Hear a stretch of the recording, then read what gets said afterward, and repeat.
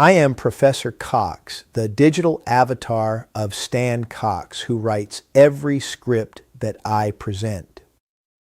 The first defined universal statement of Christian faith was the Nicene Creed, originally drafted in AD 325 at the First Council of Nicaea and finalized in 375 at the First Council of Constantinople. The terms Orthodox and Catholic originally applied to those affirming this creed as the definitive statement of the essential nature and doctrine of Christianity. It focused primarily on the doctrine of the Incarnation, stating that Jesus Christ was fully God and fully human, that he was of the same essence and substance with the Father.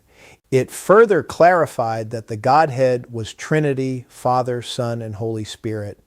It also concluded that Christ's sacrificial death and resurrection were the means of redemption and the catalyst to our renewed communion and relationship with God, both in this life and eternally in the heavenly kingdom.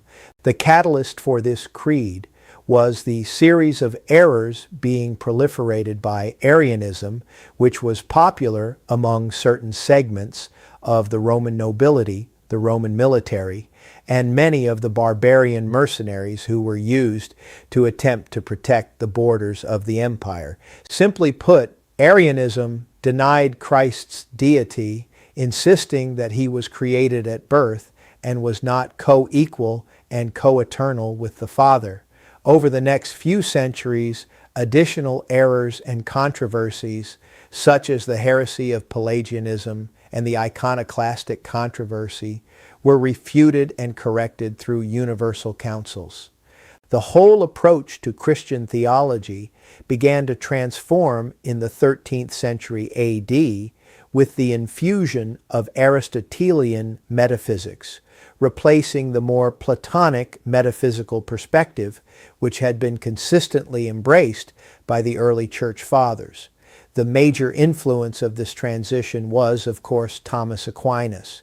Prior to this intellectual revolution, Christian thinkers and theologians were much more comfortable with a significant amount of mystery accompanying matters of theological truth and belief.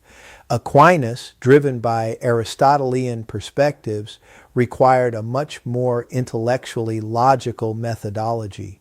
One prime consequence of this shift was to paint all theological inquiry and discussion into the landscape of mutually exclusive conclusions.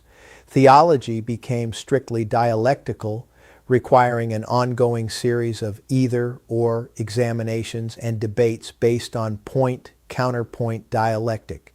The idea that matters of spiritual faith could not be entirely encompassed in exclusive dichotomies began to disappear.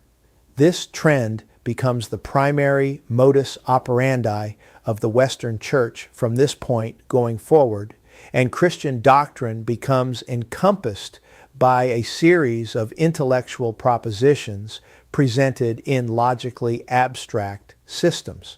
Aristotle insisted that metaphysical universals existed independent of corporal existence and could be emulated in the temporal world, but never fully experienced intimately and relationally. We could only participate through imitation and reflection.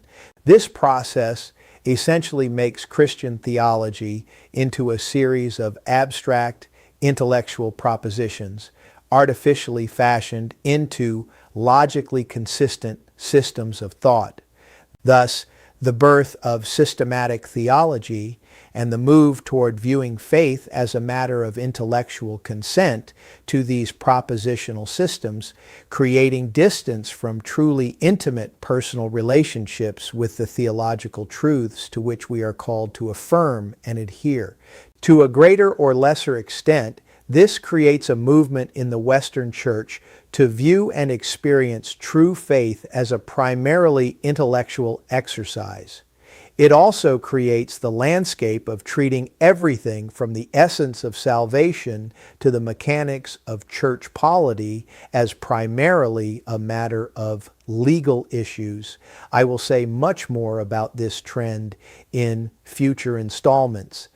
As one who has traveled the length and breadth of the Protestant, evangelical, and independent Christian landscape, the greatest irony I have encountered is the fact that, although rejecting many aspects of Western Roman Catholic theology and practice, they all have, for the most part, clung to the scholastic scaffolding of systematic theology to articulate and communicate their theological distinctives. The fact that there are literally hundreds of denominational divisions among Western Christians can be attributed to the multitude of intellectually systematic theologies. My very first encounter with the Holy Scriptures was with the Schofield Reference Bible encased in the systematic notations of John Darby's dispensational theological system, which later became the framework of Dallas Theological Seminary, which was hugely influential during the second half of the 20th century in America. My appeal to postmodern Christians would be to return to the much simpler, more authentic, personal, and relational atmosphere of the Nicene Creed that is still embraced by much of Eastern Christianity without the clutter created by canon law, denominational systems, distinctive and divisions, and realizing the Christian faith, including its authentic doctrine, is all about relationships with the triune God of the universe, with ourselves and with each other. If you appreciate this type of material, please give the video a thumbs up and consider subscribing to my channel. This is Professor Cox saying thank you for sharing your time with me.